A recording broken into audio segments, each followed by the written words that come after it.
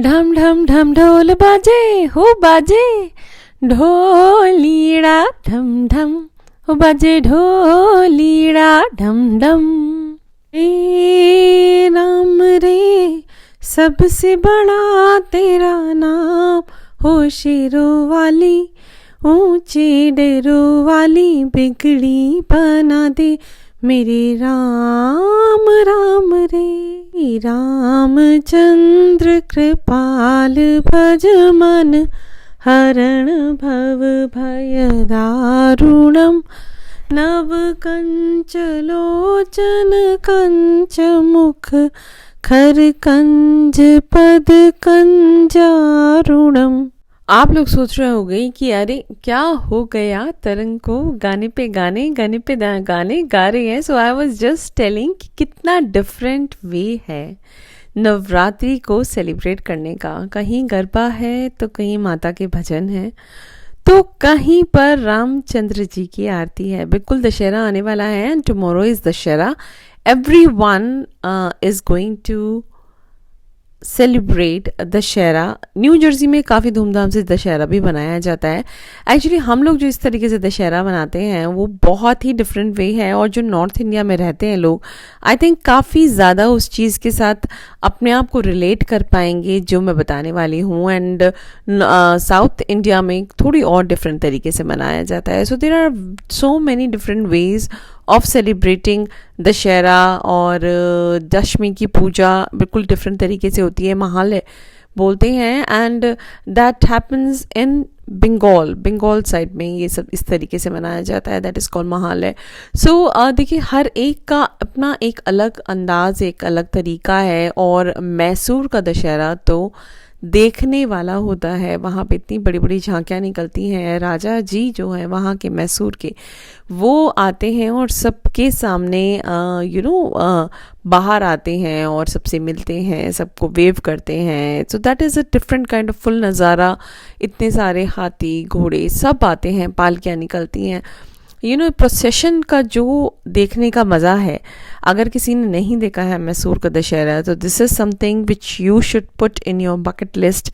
Go there, enjoy that Dussehra, and go to the Meenakshi मंदिर also. बहुत ही प्यारा सा एक्चुअली मीनाक्षी मंदिर है, वो भी ज़रूर देख के आइएगा अगर किसी ने नहीं देखा है। So these are few of the things which you can do when you go next time to India at the time of Dussehra. ये मैं बात कर रही हूँ दशहरे की। तो दशहरा जो है, सबसे पहला जो एकदम नाम आपके सामने आता होगा, या जो भी आपकी बात दशहरे को सुनकर जो आपके जहन में आती होगी, वो है रावण का दहन। रावण का दहन तो बिल्कुल होता है, लेकिन इसका मायने क्या है, दशहरा क्यों मनाते हैं? जी हाँ, इस पे जो सत्य की असत्य पर विजय जो होती है, अच्छाई की बुराई पर विजय होती है। और हमारे जो मन का चोर है वो हम रावण के रूप में उसको दहन कर देते हैं। जो हमारे मन की बुराइयां हैं वो रावण के रूप को समझकर हम उसको उसमें दहन कर देते हैं। तो बेसिकली जो दशहरा मनाया जाता है वो इसलिए नहीं मनाया जाता है कि हमें किसी को जलाना है, हमें किसी को फूंकना है, या हम किसी के को बदला ले रहे हैं और उसको जला रहे हैं। रावण का दहन का मतलब होता है कि हमने अच्छाई की जीत करी है बुराई के ऊपर। जितनी भी बुराइयां जो हैं वो चाहे हमारे अंदर हों, हमारे आसपास हों, या हमारी सोच में हों, उसको हमें हटाना है और उसको रावण की तरीके से जला देना है। ऑल्दो आप लोग सब जानते होंगे कि रावण जो थे वो बहुत ही प्रख्यात पंडित थे, बहुत ही शिव और शिव शक्ति को मानने वाले थे, बहुत गुणी, इतने बड़े पंडित थे कि उसके सामने रामचंद्र जी भी कहीं पर नहीं ठहरते थे। लेकिन एक बुराई ने उनका नाश कर दिया।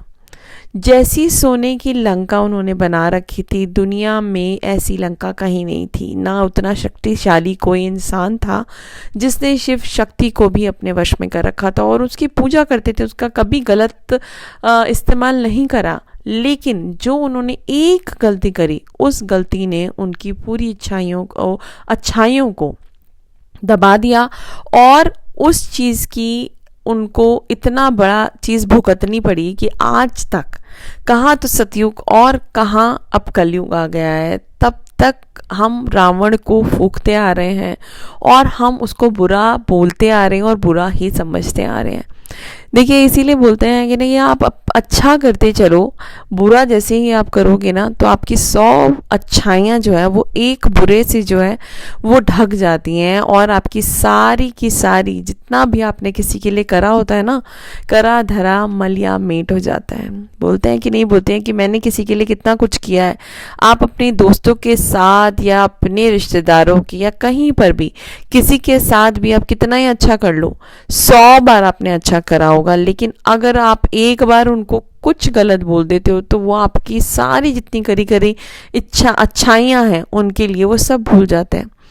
ऐसे ही हम रावण की जितनी भी अच्छाइयाँ थे वो सारी की सारी भूल गए हैं, क्योंकि उसने एक गलत काम किया था जो कि था उसने सीता का हरण किया था। And that is the biggest mistake he did in his life and he realise that.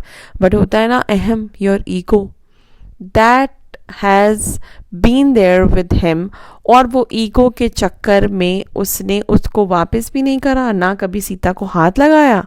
लेकिन उसकी जो प्रॉब्लम्स हैं या जो उसकी उसके होने वाले जितने कॉन्सिक्वेंसेस थे वो आज तक भुगत रहा है। देखिए, लाइफ किस तरीके की है। देखा हमने, इतनी बड़ी चीज़ है कि राम ने रावण का वध किया, और राम जो थे वो पुरुषोत्तम थे। उन्होंने कभी असत्य का साथ नहीं दिया, हमेशा सच्चाई का साथ दिया। उनकी माँ ने जो बोला उन्होंने वो एक बार में मान लिया, चाहे वो सत्ता भी क्यों ना छोड़नी पड़े। इसीलिए तो वो पुरुषोत्तम राम थे, क्योंकि उन्होंने अपने बड़ों का मान किया। मैं अभी से थोड़ी देर पहले बोल रही थी कि हम आप नहीं बोलते हैं, हम कभी कभी तू बोलते हैं बहुत लोगों को, मगर मान देने में कभी आपका अपमान नहीं होगा, मान देने में आपका खुद का मान होगा। तो इसलिए अगर आप कोशिश करो तो आप दूसरे को भी उसी तरीके से बुलाओ जिस तरह दूसरा आपको बोलना चाहता हो, दूसरा आपको बुलाए, ना कि बोलना चाहता हो, दूसरा आपको बुलाए।